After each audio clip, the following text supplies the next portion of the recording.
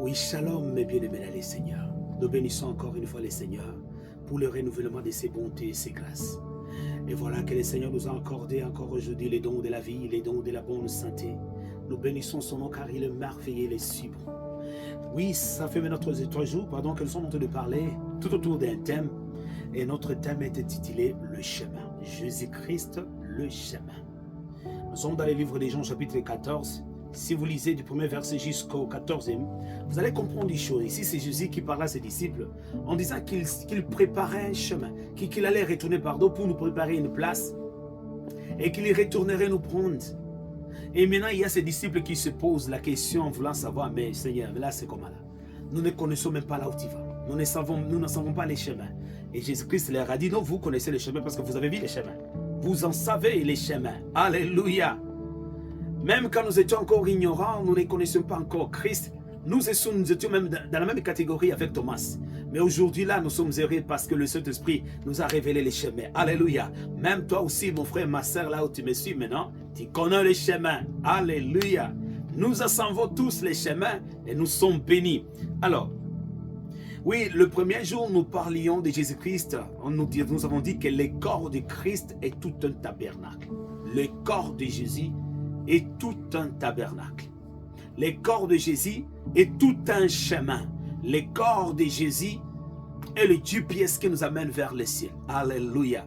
Le corps de Jésus est toute une carte pour aller au ciel. Alors, Jésus-Christ est le seul chemin. Il n'y a pas 2 ou 3, 4, 5, 6. Il n'y en a pas. Il n'y a qu'un seul chemin. Jésus-Christ. Bouddha n'est pas un chemin. Mahomet n'est pas un chemin. Marie n'est pas un chemin. Il n'y a pas de chemin là-bas. Il n'y a qu'un seul chemin. Si tu veux voir le Père, si tu veux aller au ciel, il n'y a qu'un seul chemin. Et Jésus-Christ est le chemin. Et c'est pour cela qu'il se révèle ici à lui-même, à ses disciples, leur dit, je suis le chemin. Et à l'un de ses disciples, Philippe, lui posa la question en disant, montre-nous seulement le Père et cela nous suffit. Et Jésus s'étonna en disant, tout ce temps j'étais avec vous et tu n'as pas encore vu le Père. Mais celui qui m'a vu a vu le Père.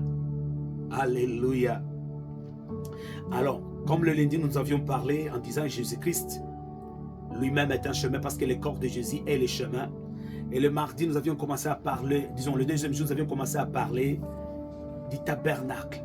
Parce que le tabernacle fit l'image, le type du tabernacle qui est dans les cieux. Un tabernacle éternel dans les cieux. Un tabernacle glorieux. Comme Dieu disait à Moïse, faites attention de construire selon le modèle qui t'a été donné. Alors, quand on considère, si nous pouvons essayer de considérer ce tabernacle ici, vous allez comprendre des choses. Que le tabernacle lui-même est le chemin qui nous mène vers le Père. De la porte du tabernacle jusqu'au lieu très saint. C'est ça le chemin. C'est le chemin qui nous amène au ciel. Parce que le lieu très saint, c'est le trône de Dieu. Alléluia. Le lieu très saint, c'est le trône de Dieu. Maintenant ici, devant cette porte, nous voyons, devant la porte du tabernacle, nous voyons cette large porte avec 4 couleurs qui représentent les 4 évangiles. La porte là très grande, qui est le signe, qui symbolise l'accueil de Dieu, qui nous accueille à lui. La porte ici représente aussi le bras de ce papa, du papa de l'enfant prodigue, parce que Dieu a toujours été prêt pour nous accueillir, malgré nos péchés, malgré le péché que nous commettons chaque jour. Dieu est prêt à nous pardonner de tous nos péchés. Et c'est pour cela aujourd'hui même je voulais profiter de cette occasion pour inviter quelqu'un. Peut-être tu es chrétien mais tu es tombé dans le péché. Peut-être que tu n'as jamais connu Christ comme étant ton Seigneur et Sauveur. Le temps c'est maintenant. Dieu est prêt à t'accueillir. Dieu est prêt à te recevoir encore. À tous ceux-là qui firent rétrograde. La Bible dit ceci, quand le fils est retourné, il demanda à son père d'être traité comme un serviteur. Or que nous savons très bien que le statut d'un enfant ne pourra jamais s'échanger au statut d'un serviteur. Quand on est enfant de Dieu, on est enfant de Dieu. Retourne à la maison de ton père. Répands-toi de tout le péché, car ton père t'attend. Les bras de ton père sont prêts à te recevoir encore, à t'accueillir avec la chaleur de son amour pour être restauré encore dans le royaume de ton père. Oui, nous sommes en train de parler de cette porte ici. Devant la porte, je vois ici Barnabas devant la porte. Devant cette porte, je vois encore Isaac devant la porte. Devant cette porte, je vois Adam et Ève devant la porte, comme ils furent chassés hors du jardin d'Éden. Dieu le plaça à l'est, à l'orient du jardin. Et vous allez comprendre, la Bible dit que les mages ont vu l'étoile de l'enfant qui fut né à l'orient. Parce que c'est l'orient ici représente la porte du tabernacle. Alors, devant cette porte-là où Abraham fit, nous tous ici, depuis la chute d'Abraham, après qu'il fut placé devant cette porte de l'Orient, jusqu'à la croix, c'est jusqu'à la croix que le paradis céleste fut ouvert, l'Éden céleste fut ouvert. Alléluia. Pour que Adam puisse entrer maintenant. Ici, maintenant, il y a un changement. Ce fut un paradis physique et terrestre, mais ici, nous avons le paradis spirituel et céleste. Il attendait l'arrivée du deuxième Adam, l'Adam spirituel. Maintenant, à partir de la porte ici, il y a l'échange qui se fait ici. Et c'est pour cela Dieu a fait échange d'Isaac à un animal, de Barnabas à Jésus. Pourquoi? Parce qu'Isaac fit impur. Barnabas fit impur. Si nous pouvons les classer dans le rang des animaux, ils furent tous impurs. Alors ils ne pouvaient pas entrer dans le parvis pour être sacrifiés. Christ seul pouvait y entrer, parce que Jésus-Christ est considéré comme un agneau. Or qu'un agneau c'est un enfant de brebis d'1 année. Un agneau c'est un animal innocent, pire.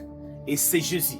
Il a pris notre place et il est entré pour faire les sacrifices. Alors quand nous considérons devant la porte ici, la porte qui ont 4 couleurs, il y a beaucoup de choses qui sont prophétiques et doctrinales ici, et aujourd'hui, il n'en faut pas vraiment les temps. Après cette porte ici, il y a maintenant l'autel des holocaustes.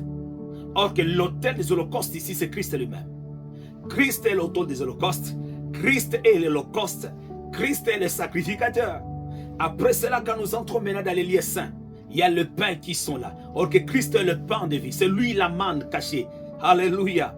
Et après cela, quand vous entrez dans les liens saints, très saints, pardon, il y a maintenant les 2 pierres de la loi qui se trouvent là-dedans. Il y a la manne cachée qui était cachée là-bas. Il y a l'arc de l'alliance qui était là. Alors, en voyant le tabernacle, nous voyons le corps du Christ.